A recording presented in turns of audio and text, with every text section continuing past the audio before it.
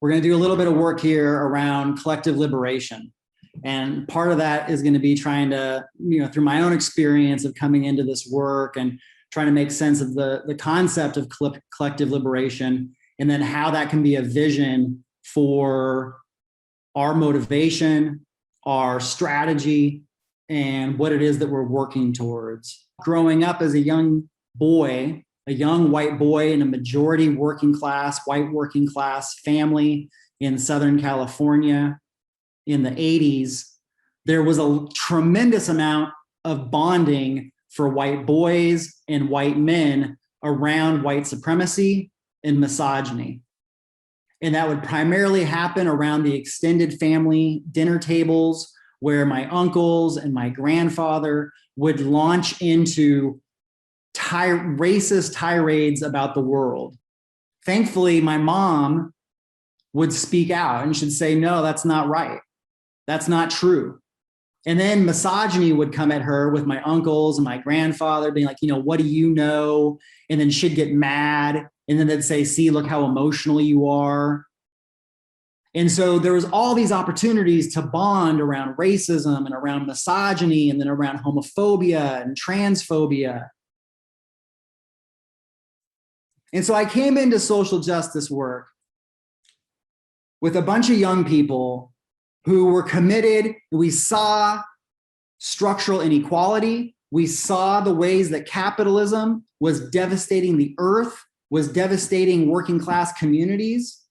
But then over time, as a young person, the Rodney King verdict in Los Angeles happened in the early 90s. The massive uprising of Black rebellion from the Rodney King verdict reignited racial justice conversation. Soon after that, conversations in my activist group around sexism. And so within a couple of years, I was starting to find out that white supremacy deeply shaped who I was. And then I found out from one of my closest comrades who held my hand as she talked with me, and she said, I need to talk with you about sexism. And I said, I know, I hate sexism. And she said, that's good, because I need to talk with you about your sexism. And I was like, no. And so it was like, oh my gosh, in 6 months, I found out that I had internalized racism, I had internalized misogyny, that I was perpetuating unconsciously systematic dynamics that I was deeply opposed to.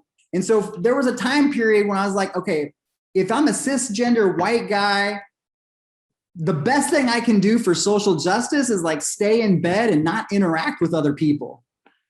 Call in and be like, hey, I'm going to try not to perpetuate oppression today. And I'm just going to sort of stay home and read a lot of books, strive from I'm permanently damaged. And I'm going to try to read everything I can until I'm perfect. But thankfully, I was also engaged in that praxis as well of action, reflection, working in community, working with groups.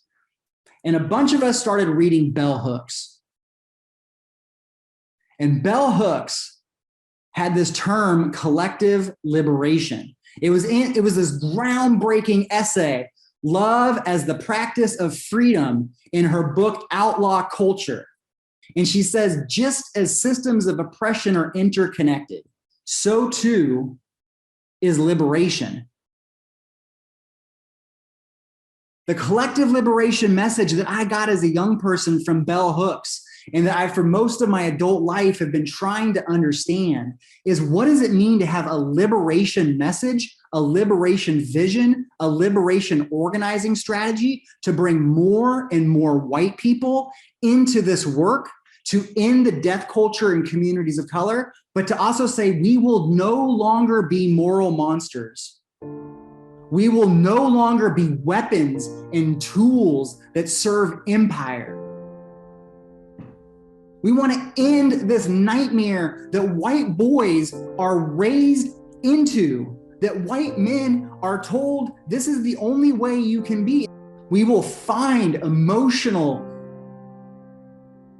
literacy, emotional connection, just the ability to cry, the ability to be vulnerable, the ability to be intimate, the ability to be loving, the ability to be nurturing. to others and also to receive nurturing ourselves in ways that are based in equality and not domination.